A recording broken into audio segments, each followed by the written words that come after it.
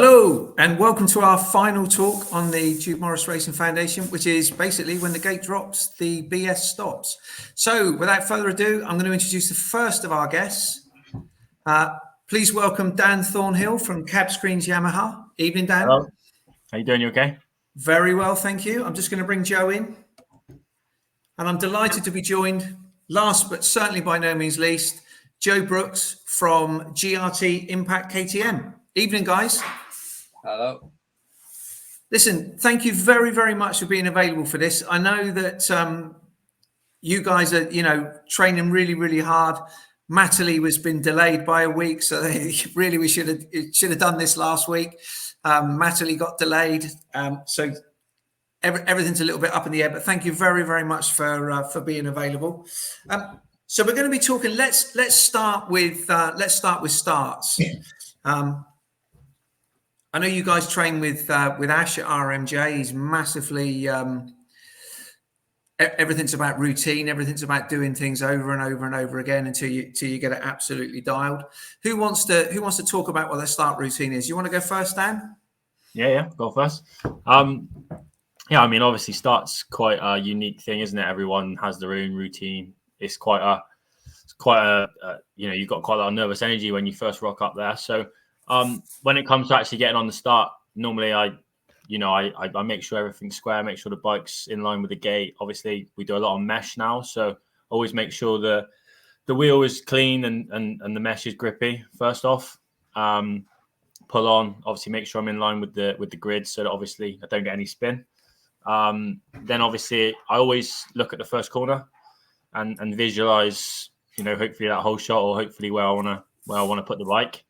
Then obviously by the time you get on and you've done that the green flag's up and you're ready to get going. So normally obviously everyone cleans the bike out, so you have that bit of a rev moment. I always touch my head and wave in the air and all that sort of stupid stuff you see people do, but it's just a lucky thing I do. And then I'm a 2 feet down guy, so I normally grip the bike very tight with my legs because I've got quite long legs. I grip the bike. I tuck my feet quite tight into the footrests, I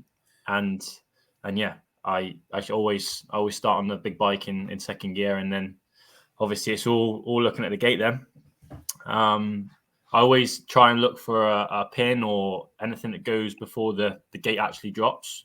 Like you've got those little welds. Yeah. I always try and pick something that I can focus on solely, and then just zone onto that. And then that's pretty much it. The rest of it's obviously a bit of clutch technique, and the rest of it's obviously trying to stay. Do you put the bike in gear at the same time always, Dan? Do you is it always on the 5 second board as you put it in as soon as the 15 second board goes up? When do you put them in gear? Yeah, so things have changed a little bit for me the last year because I now have a start map, like a launch control map from Multitech. So I have to change shift into gear, engage the map switch, which obviously helps with the control of the wheel spin. So normally you've got 15 seconds. I like to be in gear and ready so that when the board turns to 5, it's literally just me and the gate then. So just before you roughly know when the board's going to turn to 5, I'll shift into gear then, make sure my map switch is engaged, and then just solely zone out and concentrate on that pin. Brilliant. And Joe, what about yourself? Talk us through. So you do your parade lap. We're at the British. You've done your parade lap. You come back in Parc Fermé into the holding pen. Sorry. What's your routine from there? Yeah. So after I finish my sighting lap, when I get back in the Parc Fermé or whatever, I don't really speak to anyone. I try to concentrate on the routine of what I'm about to do when I get to the line. Maybe I have a bit of sip of water and just get a few last minute tips off Ash or Gary or my dad, and then just when I go to a line, I never put my goggles on early. I always put it on the last minute possible. I don't know why that is. I've just always done it, so I keep doing it. But when I get on the gate, I make sure it's gripping. So I spend 10 to 15 seconds just getting the bike gripping, keeping it warm, then goggles on last minute, and then I just rotate. Just talk us through gripping, Joe. What do you mean by that? So it's just making sure so when you go off the mesh, you don't slip. So you just keep dumping the clutch, just on the mesh to make sure your back wheel's gripping to it. So when you do go, it's not like you're sliding side to side. So I do that for 10, 15 seconds, and then goggles on, and then just totally zoning out, concentrating on the first corner. I try to line myself up with a rut after it, and I'll always pick a gate where the rut after it's not got a massive hole in or off to the side. I try to pick the straightest one. But yeah, after that, I think I count roughly 10 to 12 seconds on the 15-second board. So 10 to 12 seconds on the 15-second board, knock it into either first or second, whichever I decide to do, because I'm not 100% certain on which one yet, depending on how wet it is or what it's like after the gate. And then on the 5-second board, it's just I slowly lean back and then throw my body weight forward. I just think that's the best way for me to do it, to get all the forward momentum. And how many times a week are you guys practicing starts? Do you want to go down? As much as we possibly can, really. We try and ride once or twice a week if we can. Obviously, we're always out with Ash in the academy, and obviously Ash is quite hot on that because it's probably one of the most important things of the race. So yeah, we there's always, someone's always got a mesh. Ash has always got a mesh in his van. So every time we do practice starts, it's always properly. It's always with a start gate, with a grid. And yeah, obviously some days we solely just focus on doing starts leading up to a race, and give ourselves a lot of time to concentrate and do them properly. And what about yourself, Joe? Yeah, no, as when the opportunity comes, I always take it. I want to make sure I get my starts dialed in, especially for Matley Basin coming. It's all about the starts, really. I just want to make sure I get a good start. And yeah, so when we ride 2 to 3 times a week or however many times, we pretty much do a couple of starts whenever, but we always go off the mesh, never off like mud, or always want to get off the mesh because that's what I'm doing all season. So. And Joe, are you a 2-foot starter or a 1-foot starter? No, I start 2 feet. I feel when I go 1 foot, I feel a bit off balanced, so I just grip the bike really tight and just hope for the best. Now I'm going to ask you where assuming you've done a really good qualifying at Culham, because Culham's obviously 2.5 weeks away from Culham. That's scary, right? If you can imagine, everyone's looking at you on the line. So to the right, as people look at you, is the river. To the left is where the vans are. Where roughly are you going to gate from? Let's go with you first, Dan. I always look at Culham to go from the inside to the box, so middle of the box to the inside, so towards the river side. Yeah. More so because obviously you've got the short distance, but also you've got enough space to open the corner up and swoop in if you've got a good start. But obviously it does also depend on the conditions of the ground, because also sometimes Culham you can sneak on the inside, and if the track's not ripped so much on the inside, you can get onto that harder ground, and obviously you've got a bit of an advantage. But 9 times out of 10, I'm always looking for the round the box to the middle of the box to the inside there. And what about you, Joe? Yeah, I'm gonna if I get a good qualifying, I think I'm gonna go as close to the inside as I possibly can. Okay. Because I think even though it's a bit tighter for the first corner, as you head down into that second, I think I can always, if I don't get the better starts, just dive down the inside of a couple. And then that left, you just got to be quite brave around it. But as Dan said, the inside normally firms out a bit. So I think that would be a good idea. Yeah, and as well, I was watching videos today, and if you look at the GP boys, they take the shortest line to the first turn. Yeah. So really at Culham, they'd be lining up right tight on the riverbank side, wouldn't they? That they seem to have this confidence that if they've polled, they will take the shortest line. And as you say, Joe, that first sort of left-hander in Culham it's incredibly tight. And if you get a good jump and you go, you've then got that, the next turn's a left-hander as well. But it does rely on you getting a really good jump. Yeah. Guys, pre-start routine. Do you have a pre-start routine? So the day before, do you go and look at the gates? Do you go and check the gates, or do you go and look at the grids? Do you do anything, before practice? I was just going to say, actually, on gate position, and often at Culham, as well as other rounds, obviously the start gates, when you talk about GP, obviously they're most of the gates are like built to the track, so the gates are quite reliable. Whereas sometimes at some of the races where the gates get transported and stuff, some of them are a bit more stickier than others, and they don't always drop, equally. So they often there can be one or two gates that are a bit slow or even a bit faster. So I do try to look at that as well. Watch some of the races before, see where the gates are coming from, see what the gates are doing. We always have somebody that records the gate drop, and then you slow it down, and just any little, everyone's good nowadays, and any little secret or any little advantage you can gain, I think you're stupid not to try and do that.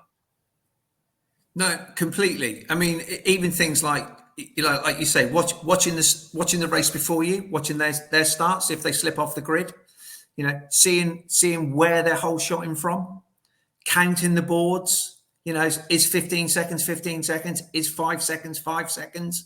Because if it goes on 3 and you're not ready, then, so all, like you say, all of those things are massively, massively important. And I think there was one, there's a video that was doing the rounds, I think it's a couple of years ago, from the Hawkstone International. And it's either Joel Rizzi or Bobby, and the gate bounces and it comes back up and catches the underneath of his bike. Cool. Yeah, I've seen that. Yeah. Have you seen it? So it's not a bad idea to drop the gates and see if they bounce. Because obviously you want a gate that drops and stays down. So like you say, Dan, all of those little things are all of those sort of little helpful tips that people can be looking at. Okay, so qualifying, hugely important. Joe, you obviously qualified pole at Hawkstone, so well done. So talk us through your qualifying routine. What do you do? So normally when I try timing it, so as soon as I come round for like the first or second lap, however long we've got free practice for time practice, I normally time it so I come round pretty much as soon as it starts time practice. Whether that be Ash tell me or I have a watch on my handlebars or whatnot. It usually depends, but normally as soon as it hits qualifying, I put 1 or 2 fast laps depending on how good the first fast lap was. So if I'm not like happy with the first one, I'll go do a second one. Then maybe come in the pits, have a little chat, have a little drink, and go back out and do another one just to keep trying to improve it. Because sometimes it gets quicker as it goes on. Maybe if it's wet, it dries out, you get dry lines or whatever. I know it might get a bit rougher, a bit bumpier, but normally it does dry out quite a bit better. So you always have to go to the end, whether you get 2 fast laps down, which you're happy with, and then just go put one in at the end just to try stay as good as you can be. And Joe, just to go back into practice, just before we go into qualifying, what are you doing in practice? So you've got 10 minutes practice, I think, now in the British, and then 15 minutes qualified. So what are you doing in that 10-minute practice session? So I'm trying every rut on every corner. You just got to see how much momentum you can carry around and what it's like coming out of them, and whether you're like stabbing at the corner. And it's just about like the flow you can get from corner to corner.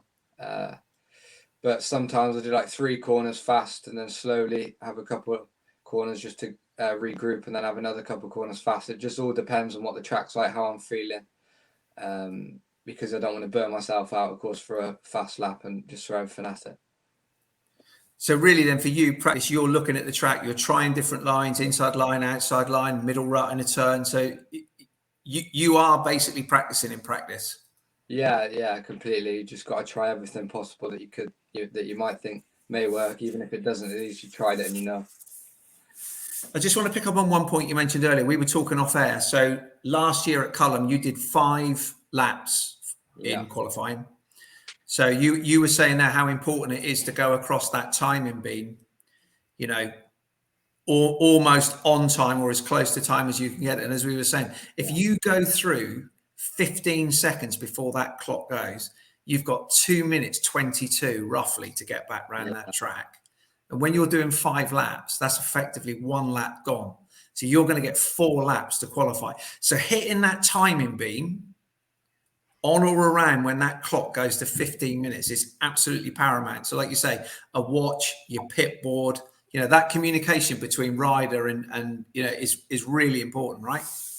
Yeah, definitely. You don't want to you want to get as many laps in as possible. and the track could change so much from one lap to the next. You just want to make sure you're in the right place at the right time. So Dan, slightly different for you guys. You get a lot more time in practice, and obviously you get more qualifying time as well. So talk us through. You've done your start practice. Talk us through practice now. Like Joe said, to be honest, because we get a little bit more time, it's not so rushed. Obviously, I always try and use the track and work out where, what lines are going to be better and what, like you say, some things get better as the session goes on. Some things deteriorate. Do you know what I mean? So you try all the lines, so you've always got something in your locker. If for argument's sake you came into a turn on one of your hot laps and it was disappeared, you've got another line to use or whatever. For me, I always try to loosen up in practice. I get qualifying the last couple of years have not really been my forte, so I always put a little bit more pressure on myself to try and do good and end up overworking it. So yeah, I've spent in the past practice trying to loosen up and just get with the flow of it, really. I was a kid once, and when I was in MXY 2 days and stuff and we had shorter time, I was always great just to go out, get on with it, bash it out, done, finished. But as you get a little bit older, you've got more time to think about things, and sometimes thinking about things is not always good. So I think I've been working a lot in the off season trying to get a routine in the practice and qualifying. I've never always replicated a qualifying session at the practice track that often before. So we've been spending a lot of time, in the off season trying to replicate those pressurized situations. And yeah, I think for me, like I need to, like Joe said, concentrate on the track, work out the good and the bad lines, pick my markers, and then obviously the crucial thing is like you said, for example, Hawkstone. Hawkstone is always a track that often deteriorates. The lap times become slower as the session goes on. So like you guys have been speaking about, catching at the right time is quite crucial there, really. Whether you stop, for me, obviously I get like 10 minutes, 15 minutes sometimes of free practice. So whether you come in, have a breather, have a debrief, then time it right so you can spend more time talking to your team, or I wear a clock on a watch on my handlebar all the time. So either or, I always try to make that as soon as possible. And a big thing for me, I need to make sure I don't override qualifying. Many riders talk about they're so good, and if they could do their free practice laps in qualifying, they'd be great. But yeah, like sometimes free practice laps are awesome, and then as soon as the board comes out, you override everything a little bit, and you're not going slower, but you're just making more mistakes. Which obviously, when nowadays the tracks are so not evenly matched, but the riders are so good now, and the bikes are so good that lap times in qualifying are like tenths of seconds rather than seconds. Burying one corner now is the difference between being 5th and 15th. So. Yeah, no, absolutely. Absolutely. So qualifying then, when you do a qualifying lap, is that a faster lap than you would be doing in a moto? In my brain.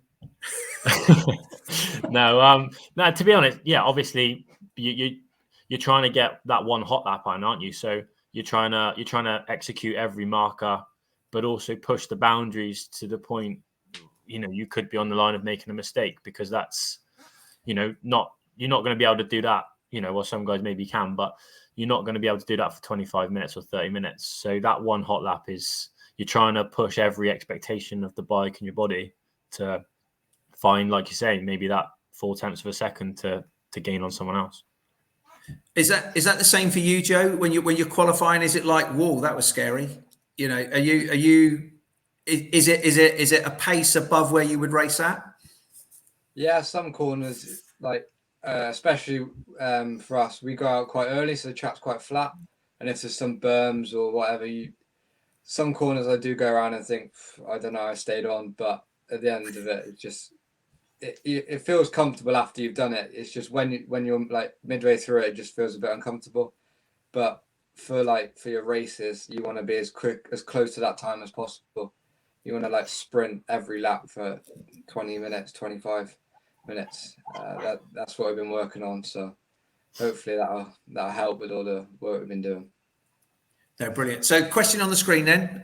It's the talking point at the moment. It starts. Blocks or no blocks? What we doing? No blocks for me. No, I mean, obviously I'm quite a tall guy, but then again, I see lots of tall guys using blocks now. But I'll be honest, I think they're good. I've tried some in the past, but for me, it's too much to think about on the start. I'm not saying they're good or bad. I don't really know, to be honest. I personally prefer to not. But also, when you've got like that, I don't know, 20, 30 second bracket when you pull onto the start, my routine is already quite busy and my brain's probably doing a lot, with the nerves and the excitement. It's too much for me to think about, I think. Somebody watching you training at Moto 101 today, Joe?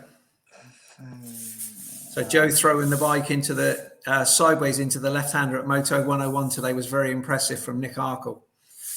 So well done. Thank you. Just to quickly go back to starts, Joe, I walked to the top of Hawkstone and I watched your third start, and you got a brilliant jump, and then as you came off it's quite a step, isn't it, at Hawkstone? You drop down, and often your whole shot device pops up at that point as well. Yeah. Your bike kind of went sideways a bit. Yeah, I had the front wheel just a little bit off the ground, and I think I caught the edge of the rut, and the front wheel just shot off to the left a bit. I didn't see that coming out all. It was a bit of a surprise. I just managed to hang on to it. But what I was going to say was, from that, your commitment then into that first corner. I mean, you whole shotted that race, and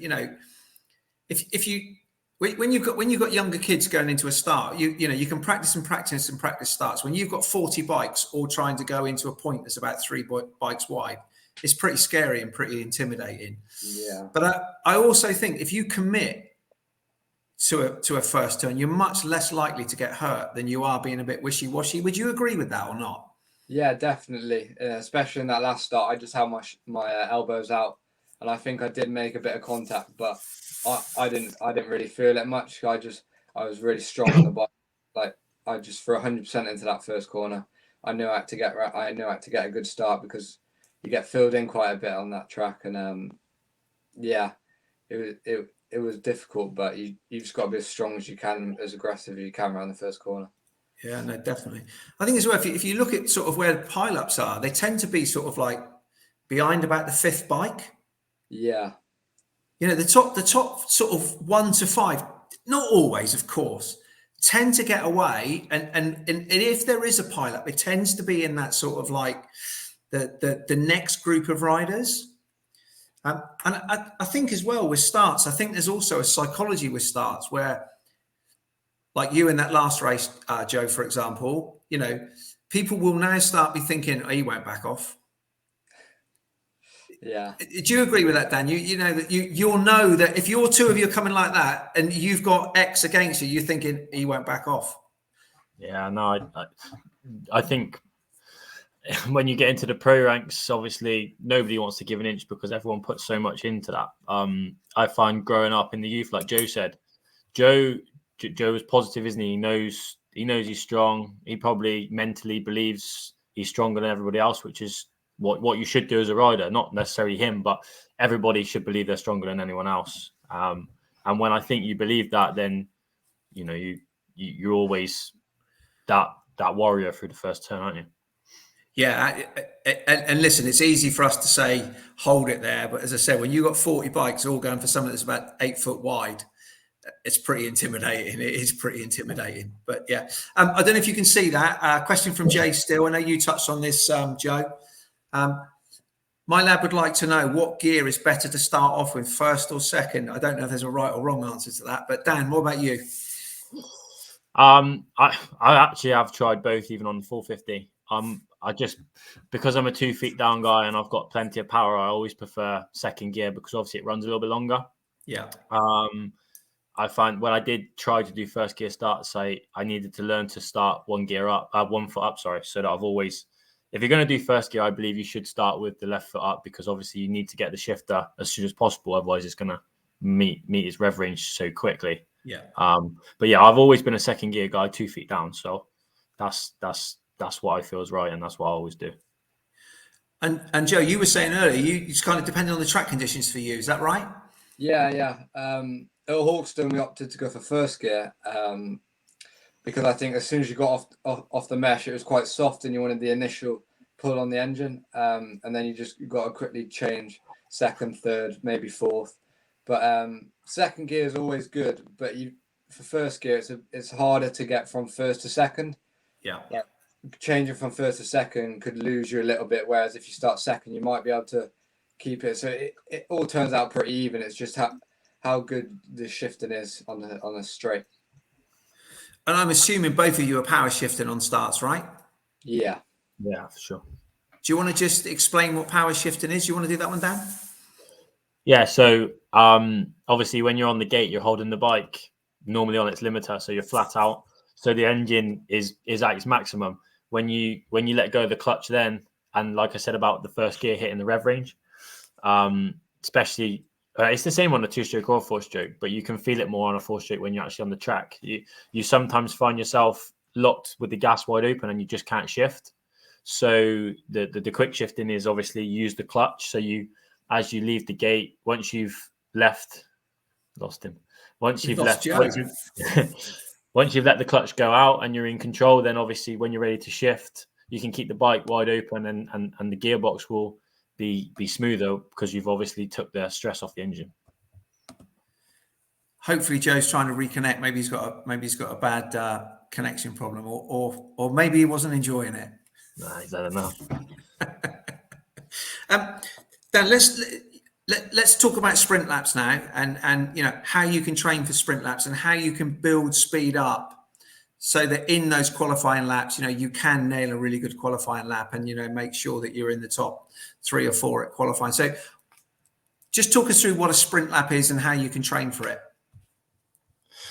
Yeah, so a sprint lap, qualifying lap, whatever you want to call it, is basically a lap where you're trying to get your maximum speed out of the track, pushing every boundary possible to find that little extra speed that you probably wouldn't find in a moto or whatever over 30 minutes. Normally, like I said about finding my lines, my happy medium in qualifying and sprint laps.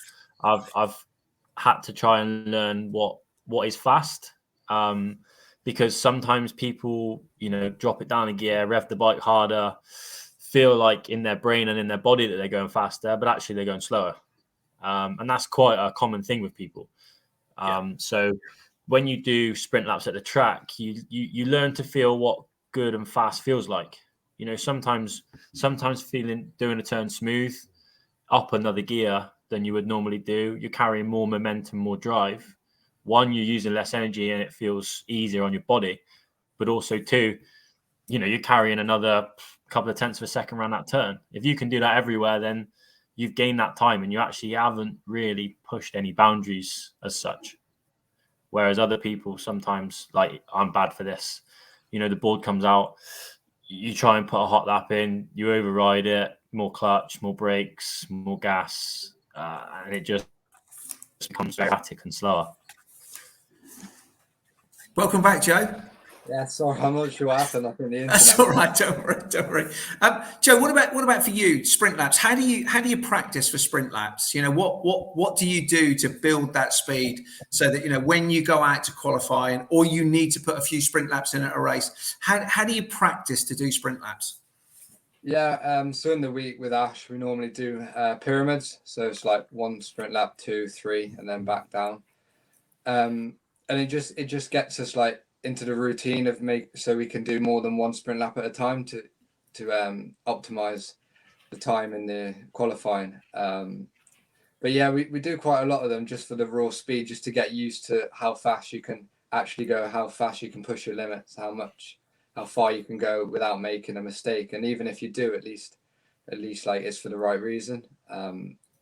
So yeah, in training in the week, we do a lot of sprint laps, especially like leading up to the races. It helps a lot of qualifying. So where we know we need to get a really good qualifying for a good gate, which will make us get a good start, we do a lot of sprint laps. in the week just to prepare for it, really. And that, of course, is going to be hugely important at Matterley because those EMX boys, they can pull a lap out, right? Oh, definitely, yeah. It's going to be difficult, and especially you want to get a good start because they're all similar sort of pace. So if you're buried in the pack, you could have the pace of say 5th, but you're just nowhere near them, and everyone's the same. So start's the key, and getting a good qualifying to get a good gate pick. Like at Matterley, I think you want to be as close to the inside as possible, maybe. Yeah. And you definitely want to be, as you look at the start, the right hand side of the box, so more to the inside. Yeah. Because if you're on the outside, I don't think there's a chance of getting a good start, really. Just talk us through pyramid sprints again, Joe. Just explain that again. So it is. So you do 1 lap sprint, you come in, regroup, 2 lap sprint, come in, regroup, 3 lap sprint, and then come back down. So like 3 laps, 2 laps, and 1 lap. It's just getting used to how fast you can go for how long. So like the 3 lap sprint, especially for the EMX, you want it every lap as a sprint lap. So the 3 lap sprint should feel easy compared to what you're going to do at like a European because it's just like constant sprinting. But 100%. And I guess when you're doing those sprint laps, it's important to do them against time. Is that right? Yeah, definitely. We have the stopwatch on us, see whether we improve from the first one or the 2 lap one. And you want to stay as consistent as possible throughout the 3 laps. Just so then we can tell, like, can we do this for a lot longer? You don't want to be able to do 3 sprint laps or 2 sprint laps and then fade off for the last one. Yeah, no, hugely important. And like you say, it's building that confidence, isn't it? That you can do that for 2, 3, 4, whatever you have to do it for. Yeah. So you guys have been away in Spain over the winter. I know yours was slightly disrupted, Joe. You've been out there. That all of the factory teams are out there. Hurlins, Vial, Cader Wolf, all those guys, and you see them literally. Motos day in, day out. They're banging out 30 plus twos or 35, 30 plus twos. Going around there, they got their crew on the finish jump, putting timing boards out for them. In terms of practicing motos, what's your sort of routine, and why are motos so important sort of this time of year? Do you want to go with that one, Dan? Yeah. Obviously, coming into the start of the season, motos are quite important because you need to get that base time down, be mentally and physically, really, knowing in your mind that you can crash those laps out consistently. The reason they have the pit boards are so that they can, the same as the sprint laps, really, they want to start fast, and obviously the mechanics letting them know what lap time they're doing every lap. So therefore, maybe if they change their line or they're slacking off a little bit or struggling with fitness, at least they know that they're dropping off and they need to pick it back up. You see a lot of guys go to a track, ride around all day, had a really good day, but you just don't know how good you've been going or how good you could have gone if you had the clock against you. But yeah, like going back to the moto thing. So doing motos this time of year, every day is super important because obviously it puts you in a good stead for the season. Every weekend you're doing at least 2:30s. And if you can rock up on the start line knowing that you can do 2:30s, like Joe said, at least the first half of the race with sprint speed, then you're in a good position and you can take anything that gets thrown at you. And what about you, Joe? I know, I saw you and your dad at Polesworth, and you talked about the intensity of the EMX racing, and so how important is it for you to be, what are you 25s, aren't you, for EMX? 25 plus 2, yeah. 25 plus 2. So again, you're training, I guess, doing 25 plus 2s at the moment. Yeah. We're even doing a couple of 30s just so we know we can go the extra distance. But it gives you a good understanding of how long you can go for and for how fast you can do that. Because clearly, if you're dropping off the pace with 5 minutes to go, like we need to know that, and we need to make sure we can build on that to make sure we don't. Because when it comes to a European, again, like the last lap can be as quick as their first lap. Like the fitness is a big thing, and practicing the motos all the time. It just gives you a good understanding of like you want to sprint for as long as you can. We do a lot of motos in the week as well, especially before a weekend, so we know that we're confident going into the weekend that we can easily smash out 225 plus twos on the day or what it may be. And I guess, like Dan was saying, it's important to do that against time, because when you're practicing, there is nothing like racing, right? The intensity, the 40 other bikes, it's really difficult to replicate a practice moto in a race scenario. But I guess if you're doing it against time and you're getting a board every lap, you can see if you're being consistent, because it can be a little bit easy when you're practicing just to switch off a little bit, right? Yeah, for sure. Every time you look at the pit board, if the time drops, you want to make sure you go quicker next lap. You put the extra effort in next lap. So when Gary holds out a pit board and it's 2 seconds a lap slower from the lap before, you're like, oh God, gotta go faster. Need to put more effort in and everything. But it is good. It's good at the end of the day. Like, we know where we have to be and we know where we need to be. So, one of the questions we got asked in one of the first debates was a young lad, and he was talking about training through the winter, and he asked, do you race through the winter? Do you guys race through the winter, or are you mainly working on technique through the winter, and then as you get towards the start of the season, then start doing races? What's your sort of winter program?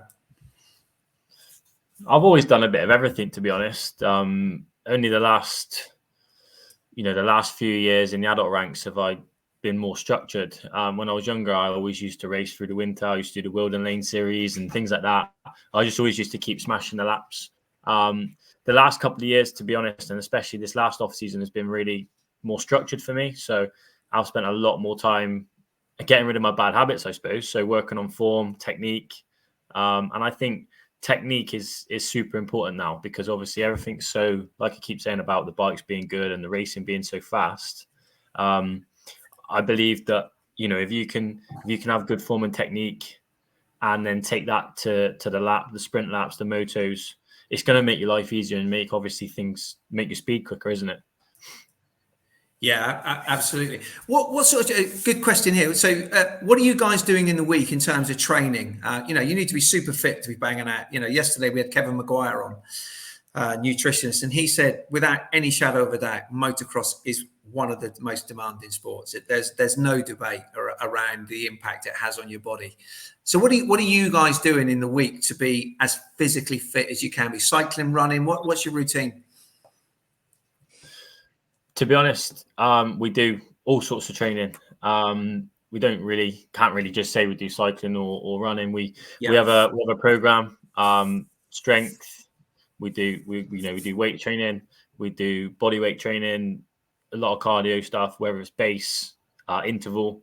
We try and replicate as much as we do on the bike, off the bike as well a little bit. We don't just train for the sake of training. We train the right context, the right parts of the body for what our strengths and weaknesses are.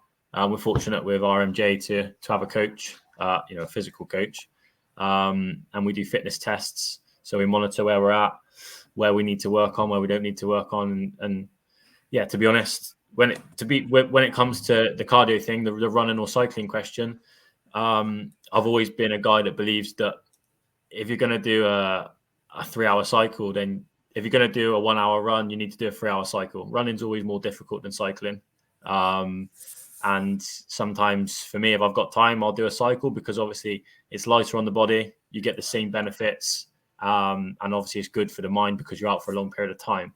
But sometimes with work and things like that, and sometimes people don't have time, So I then opt for running, and it's the same sort of thing, but it's quicker. So I just do what suits my routine at that time. Okay. And another great question. You both talked about having watches on your handlebars. Is there a watch specifically designed for that? Is it just, an old watch because you don't want to get it smashed up? What do you use? I just use the watch I use to train in. It's just a polar watch. I can record all my training on there, and it also just has you can put a stopwatch on there, or time how long you're riding for or whatnot. But no, I just keep that on there just to keep an eye on the time and how long you got left in the session, or how long it is till qualifying starts. Any recommendations from you, Dan? Yeah, I'm the same. I used to try and ride with my heart rate strap on. So I used to use the Polar watch as well. Obviously the watch on handlebar still links to the heart rate strap. Obviously, since I've had a shoulder injury, I wear a brace now, so it's more difficult. But yeah, the people obviously worry about the watches getting damaged, but to be honest, I've never had any issues, and so I just use the Polar watch I train with, just like Joe. So I went out onto Instagram today and I asked people for questions. So one of the questions, which was excellent, was a young guy called Freddie Joyner, and he asked this for you, Dan. He said, "How do you combat race nerves?" Yeah, that's a big one. It's the same, like I've been explaining my qualifying, and I suppose that's a bit of nerves and excitement there, and I always just overdo it.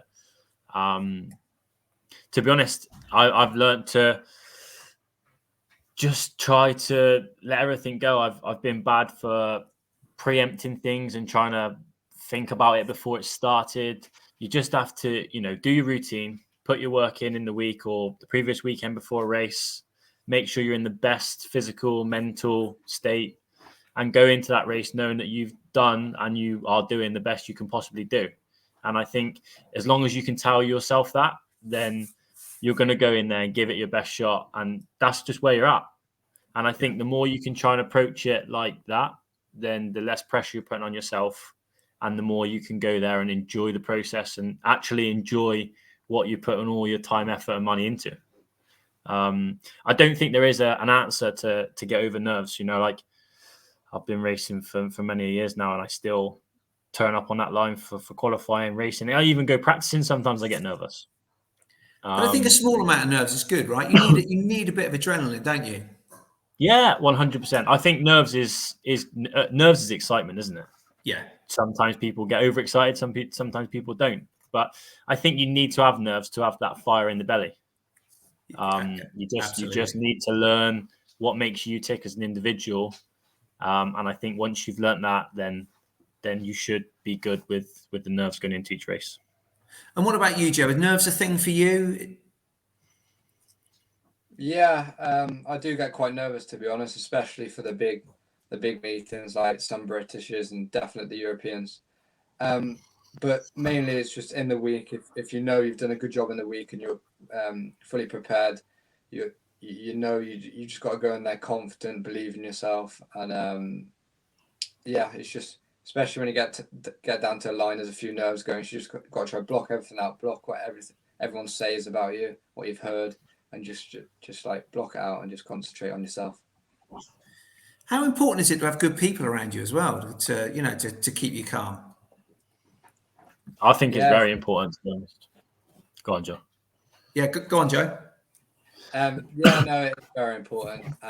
You don't want the wrong people around you telling you the wrong things or different things that might not suit what you do. You want the people around you who know how you are, know what you like even just knows just an individual off the track. Just like if they know you well, they know how to adapt to like just help you and tell you the right things. It is a big thing.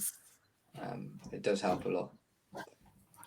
And what about you, Dan? You were talking earlier, you've got someone spannering for you at the weekend, you've got the team around you. How important is it for you as well? Yeah, really important for me. I'm quite into all that, to be honest. Like, you can get vibes from somebody without them even talking.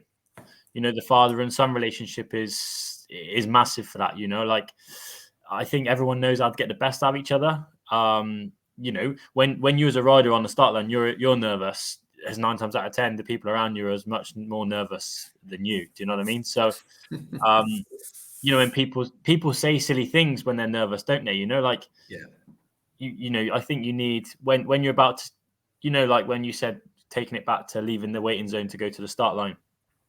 One positive comment, one little boost to that rider can change his whole thought process for the race. And yeah, I think having the right people with the right context that you can work with together is massive. So question here, it's probably going to be a difficult one to answer, but I'll give it to you anyway. Which is the quickest line normally on a first corner? Is it the inside, the middle, or the outside? Joe? It really depends. And it depends how, like, for the first corner, if it's a 180 corner, you most likely you might want to go inside rather than the middle or outside because it's just the first way around. But if it's like a fast sweeping corner, like the middle, like for example, Cullum, you might want to go for the middle. It all depends on your preference, really, and how good of a start you're going to get. Oh my! So we've got some guy called Gary Finch watching. Anyone heard of him? He says, "Look at us mechanics if you want to see nerves."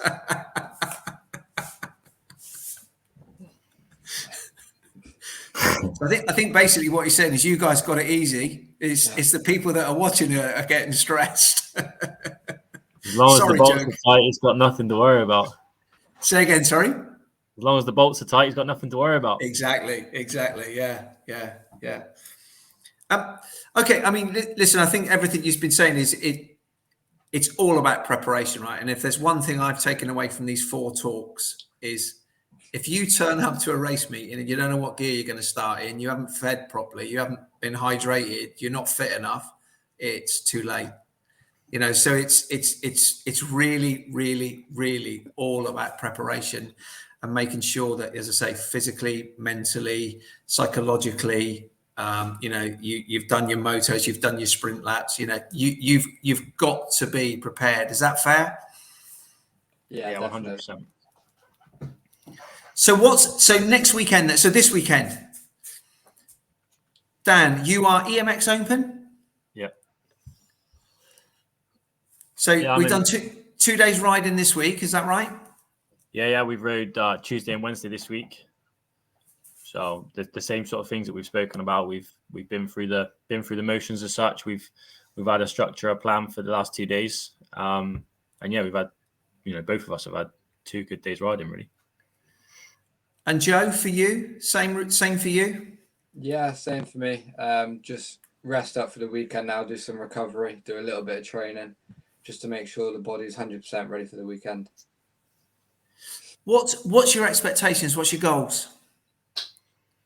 I was waiting for that question. That's why I smirked. That's the common question, isn't it? What's the goal? I've got to ask, right?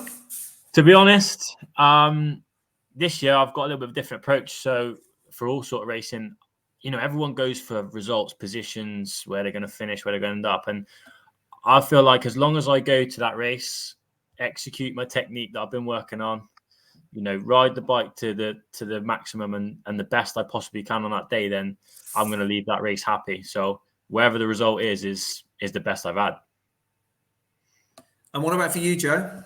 Yeah, no, just as long as my side riding's solid, that's the main thing, really. But I am gonna want to get around top 10-ish sort of. I just want to go all in, really. Just it's the last year on the 125, and I just want to make it count. Well, look, hopefully there's going to be a massive crowd there. So this is a message to everyone that's watching. Cheer these guys on, because I spoke to Bobby last year and he said you can hear the crowd. He said you can absolutely hear the crowd. So anyone that's watching this live stream, when these 2 go past, or any of the Brits go past, scream, blow an air horn, clap, shout, holler, because you know they deserve it. You know, to go and ride at Matterley in the EMX. It's bloody tough. So give them a massive round of applause when they do it. Listen, guys, we've probably got time for one more question.